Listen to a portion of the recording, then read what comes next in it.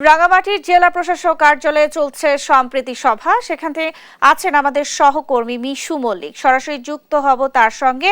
মিশু, সভা কি শুরু হয়েছে কিনা, কি অবস্থা দেখছেন সেখানে, আমাদের বিস্তারিত জানাবেন। ন্যান্সি, আমি এই মুহূর্তে আছি রাঙামাটি জেলা প্রশাসক কার্যালয়ে। প্রায় আধা ঘন্টা আগে 3:30টার দিকে রাঙামাটি জেলা প্রশাসক কার্যালয়ের যে সম্মেলন কক্ষ আছে সেখানে শুরু হয়েছে সম্প্রীতি সমাবেশ। সেই সম্প্রীতি সমাবেশে প্রধান অতিথি নেতৃত্ব দিচ্ছেন রাঙামাটি জেলা প্রশাসক মোহাম্মদ মোশাররফ হোসেন খান।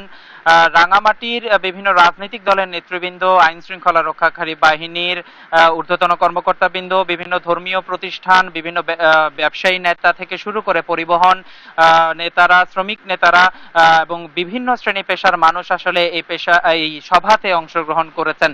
কিছুক্ষণ আগেই সভাটি শুরু হয়েছে। আমরা সভায় ছিলাম।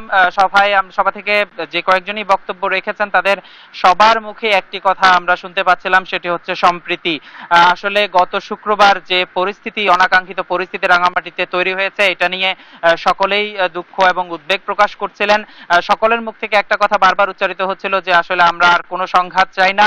আমরা চাই রাঙামাটি শহরে পাহাড়ি বাঙালি সকল জাতি ধর্মের মানুষ একসাথে সম্প্রীতির সাথে বসবাস করতে চায়। তারা সেই কথা তারা বারবার করে বলছিলেন।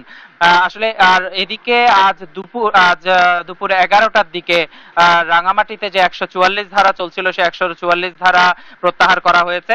রাঙামাটিতে 144 ধারা প্রত্যাহার করা হলেও আসলে এখনো জনমনে আতঙ্ক কাটেনি।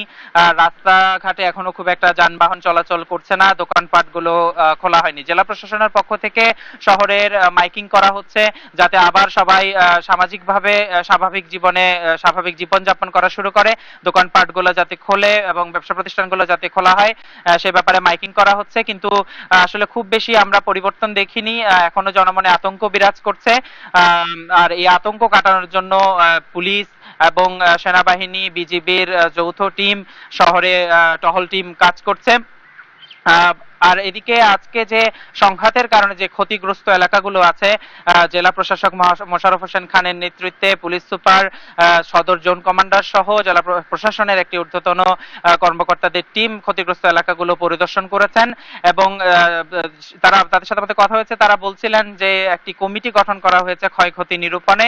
সে ক্ষয়ক্ষতি নিরূপণ করার পরে সেটি তারা মন্ত্রণালয়ে প্রেরণ করবেন এবং মন্ত্রণালয় থেকে তাদেরকে আর্থিক সহায়তা প্রদান করার আশ্বাস প্রদান করেছেন। তো আসলে আমরা আছি এখনো সম্প্রীতি সমাবেশ চলছে এবং রাঙামাটিতে 144 ধারা প্রত্যাহার করা হলেও এখনো পরিবহন ধর্মঘট শেষ হয়নি, পরিবহন ধর্মঘট চলছে। আমরা আশা করছি যে আজকে যে সম্প্রীতি সমাবেশ চলছে এখন, সেখান থেকে হয়তোবা এই পরিবহন ধর্মঘট প্রত্যাহারের ব্যাপারে একটি সিদ্ধান্ত আসতে পারে। তো এই ছিল আমার কাছে রাঙামাটি জেলা প্রশাসক কার্যালয় থেকে সর্বশেষ। ন্যান্সি।